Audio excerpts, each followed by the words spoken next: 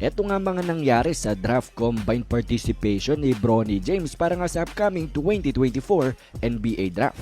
Well mga idol, uumpisahan nga natin ito pagdating sa vertical jump, kung saan idedetermina kung gaano nga kataas tumalo ng isang player, at si Bronny James nga daw ay nakapagtala ng 40.5 inches na max vertical, at yan nga daw mga idol ay pang-apat sa pinakamatataas nga na record ngayong 2024 NBA Draft Combine. Pang top 4 itong si Bronny. Panoorin natin.